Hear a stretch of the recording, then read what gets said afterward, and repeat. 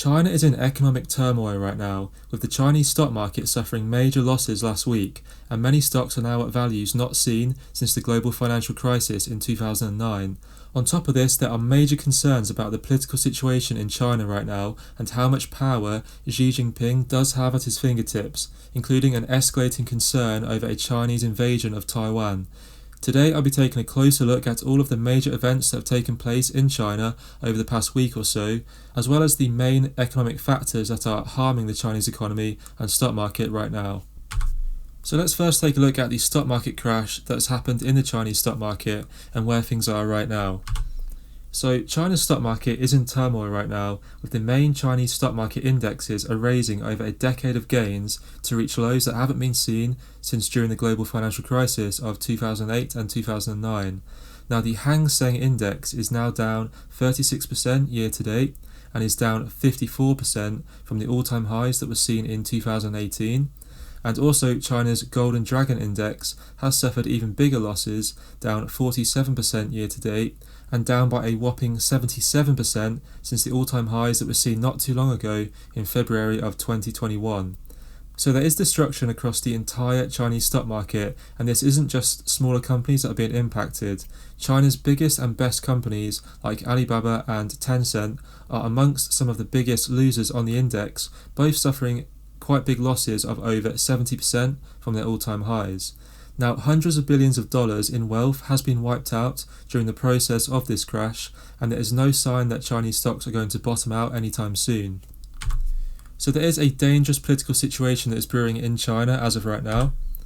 So last Sunday, one of the most important Chinese political meetings that we've seen for a long time took place in Beijing, in which the Chinese Communist Party gathered as part of a national congress to choose the top leaders to run the country for the next 5 years.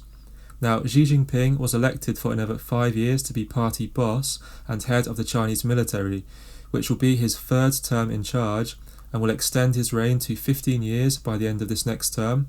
So this historic third term in charge does break Chinese tradition of only ruling for a maximum of 2 terms, and Xi Jinping's leadership reign could end up extending even further than the 15 years, as he could in theory now make himself leader for life. Now, the significance of breaking this 2-term limit on Chinese presidents cannot be underestimated, as there is a very important reason why it was originally introduced back in the early 1980s. So it came in just after the death of Chairman Mao, who ruled for nearly 30 years and brought chaos and instability to China, in which many people lived in poverty. Now, this rule was aimed to move China towards a more collective leadership, in order to stop a single individual having such an excessive and dangerous level of power. Now, the Chinese stock market has been on the decline for close to 2 years now. However, the sheer significance of this breaking news coming out of the CCP Congress was clear to see for all when the markets opened again in the next trading day. So investors in Chinese stocks were spooked, to say the least, and scared of the consequences that Xi Jinping's third term will bring to China, with stocks like Alibaba and Tencent dropping by 15% in just one day. Now, the CCP has not allowed China's largest and most successful companies to properly thrive in recent years, and a number of policy changes implemented has really hampered the growth of these businesses and has had negative consequences on the stock market in general. Now, a prime example of one of the policies that has negatively impacted certain companies is the CCP Common Prosperity Initiatives that encourage, or some may believe force, big tech companies in China that are making a lot of profit to donate or hand over significant chunks of this profit to the CCP in the aim of supposedly increasing wealth for all of China. Now, a large portion of companies like Alibaba and Tencent's profit from last year had to be handed over to the CCP, meaning that this money is taken away from the shareholders of these companies, in which could have been a hefty stock buyback, dividend, or even further investment into future growth. Not only will Xi get a third term in charge and therefore another 5 years of ruling China, but he has also made an effort to purge any political rival that will stop him from getting what he wants. Now, footage did emerge from the CCP Congress meeting that seemed to show China's former leader, Hu Jintao, getting dramatically escorted out of a session and having the file that he had in front of him taken away. Now, official Chinese news outlet Xinhua News did tweet and said that Mr. Hu had been taken out of the building because he felt unwell. However, this was not reported domestically, and in fact the entire situation has been unreported in China. Now, it's unclear exactly what is going on here. However, it has led to speculation that this was a deliberate power play by Xi Jinping to get rid of someone who potentially opposed his views.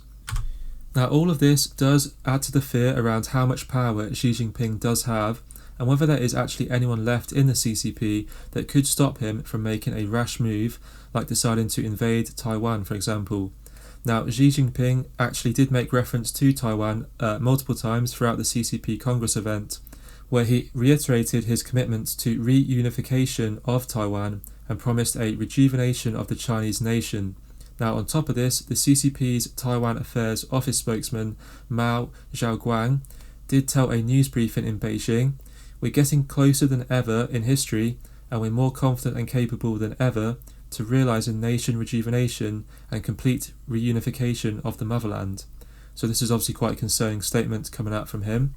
So this seemingly increased risk of an attack on Taiwan was no doubt a factor behind the sharp decline in Chinese stocks over the last week or so, as a Russian-style Chinese invasion on Taiwan would spell disaster for Chinese companies and their stock prices.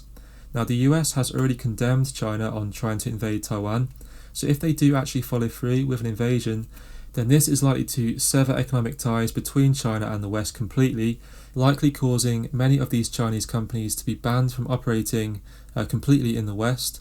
And of course, if this situation is to play out, then most Chinese stocks are likely to be straight up delisted from US and Western markets, which would render shares in Chinese stocks pretty much worthless, as you wouldn't even be able to sell out of existing positions and get your money back for them. And this would obviously be a similar situation to what happened with certain Russian stocks, where investors couldn't actually sell out of their positions because the stocks have been delisted on Western stock exchanges. So the political situation and the fear coming from that was probably the main reason why Chinese stocks did drop so much this week. But there are a few other key economic problems that China is facing right now that's also hampering the economy and the stock market. So the US has recently introduced harmful economic sanctions against China's semiconductor industry that will greatly hamper China's ability to progress with advanced technology such as AI, supercomputers, and also military advancements. Now, the sanctions will limit China's ability to purchase and manufacture certain high-end chips through a set of export controls and restrictions. Now, this does include forcing US companies to stop supplying Chinese chip makers with equipment used to produce advanced chips unless they obtain a special license. Now, the sanctions also prohibit Americans from continuing to work in the Chinese semiconductor industry, which will drain top talent away from China, which will be especially harmful due to the shortage of engineers and executives in China with semiconductor expertise. Now, the move was seen as a massive escalation in the tensions between US and China, and the reduced access and availability to the world's most powerful computer chips will inevitably hurt China's ability to advance in the future across many areas of the economy. Now, China currently uses far more chips than they produce and has therefore relied quite a lot on importing chips from foreign countries like the US, and experts do claim that China's own equipment makers are 5 years behind the US, making them unsuitable for producing the most cutting-edge chips in today's environment. So these sanctions are obviously going to put the US even further ahead of China when it comes to technology advancements, and will harm China's ability to develop and improve many areas of their society and economy, like AI, automation, military equipment, just to name a few. And it will of course require China to invest a large amount of money into building new infrastructure to create a self-sufficient chip supply chain. There are several other lingering factors that are negatively impacting China's economy as well, one of which is the fact that China seems to be doubling down on the strict zero C-19 policy, in which large areas of the country are being put into lockdown at a moment's notice. Now, China actually has a relatively low number of cases right now. However, the government are continuing to enforce the extremely strict lockdown policy, which is definitely harming economic activity in China. Now, there are less people able to go out and work, and also less people able to go out and pay for goods and services throughout day-to-day life, and the lockdowns are also forcing large factories to shut down, such as massive iPhone manufacturing plants in Zhengzhou, reducing the amount of manufactured goods that China is able to export. Now, with no sign of China starting to loosen up with this policy, this is also making investors even more bearish on Chinese stocks, given the fact that the policy is harming business for a lot of these Chinese companies. So all in all, there are certainly a lot of problems that China is facing right now, and these things are starting to really harm the economy and even harm the stock market even further than what it has experienced over the past couple of years. So obviously the political situation and the progression in that is certainly quite alarming and concerning, and the potential power that Xi Jinping does have over the whole country and the decisions that he could make off the back of that power are certainly causing investors in Chinese stocks to panic a little bit and to actually sell out of stocks even more than what they have been doing. And then of course we've got a whole host of other economic problems that China is facing right now, ranging from the chip problem that they're having with the sanctions that the US are putting on, and obviously the strict lockdown policies hampering economic activity. Another point that I didn't even make in this video was the fact that the Chinese housing market and real estate market is continuing to crash, and things are really not looking too good there. It's a topic that probably deserves its own video in its own right, because it is so detailed and you can go into so much depth looking into it.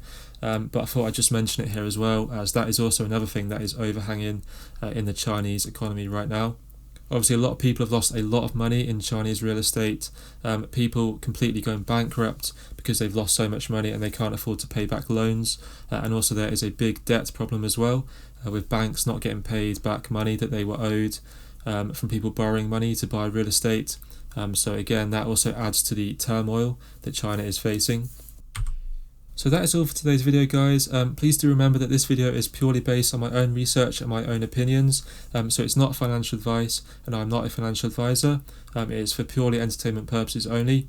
But with that being said, please do leave a like if you did enjoy the video today. That does help out the channel a lot. Also be sure to drop me a comment as well. Let me know what your thoughts are on the Chinese situation and where you think things could be heading from here. And also be sure to subscribe as well if you want to see more videos similar to this in the future. But apart from that, guys, thanks a lot for watching.